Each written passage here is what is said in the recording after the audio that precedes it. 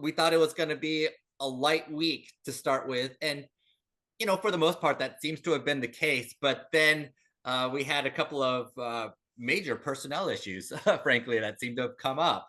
Um, the most recent one being some guy named Pat Gelsinger, who everybody in the tech world already knows, unceremoniously leaving Intel. Yeah, breaking news. This just hit the wire right as we went to record this. I would say it's on the one hand shocking. Like this, it surprised me. Certainly, I don't think most people were expecting this. Um, and yet at the same time, there's not all that much to talk about. Intel has been struggling. I don't, it's certainly not Gelsinger's problem or fault, in my opinion. He's only been at the helm 4 years. This is not a part of the tech sector that changes quickly. This, building, making chips and building factories, it's a very long-term process. So I'm a little disappointed in this. I mean, I think Intel has been struggling for a long time. I think he was doing a lot of the right things. Um, I guess you could argue, and I guess that's what the board's position was, that it wasn't happening fast enough.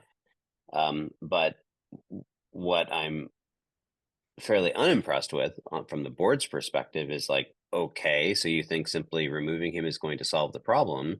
That Mhm. it's not like they brought somebody else in. They didn't have, there's, I mean, all they did is introduce more chaos. We have split leadership and, no plan other than continue to do what he was already doing. So, right now I don't see this as a solution. I think we can agree that there's challenges with Intel and their ability to compete right now in the space.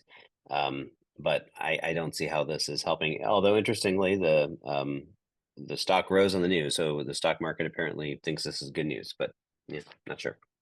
Yeah, I find that a bizarre take. It's true that Pat Gelsinger wanted to spend a lot of money to pursue a strategic growth in a variety of areas, including the foundry business, where he wanted to make more chips and take advantage of Intel's supply chain.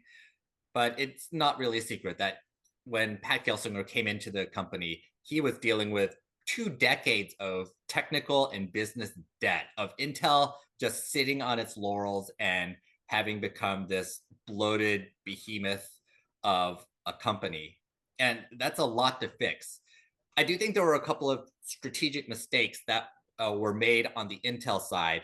One was not fully grabbing onto the AI trend quickly enough.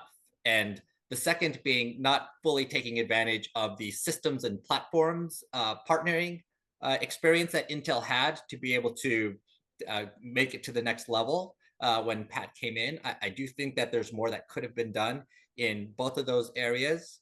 But be that as it may, it feels like Pat Gelsinger was on the right path in saying that Intel needs to go beyond what it has been doing. We need to take advantage of the capabilities that we do have as a US based chip provider and manufacturer and be able to work with those. But now, without that, Intel seems to be headless. It's a genuine question as to what Intel is now and to whether the chips and federal money that they're getting is even justified given like what they are now. Yeah, I guess we'll have to see like I said, this is brand new, just breaking off the wire. So Mm-hmm. we'll have to see if additional information comes out. But it doesn't, in my opinion, appear very well orchestrated or thought through. So I guess we'll see. On the But other this is hand, we but have this is the time to do it with Amazon reInvent being starting up right now and hopefully taking all the air out of the tech world from Intel's I, perspective. I suppose if that's a goal. But I mean the challenge I have is that should be the opposite, right? They need to be doing things that shake things up and get attention, not. But whatever.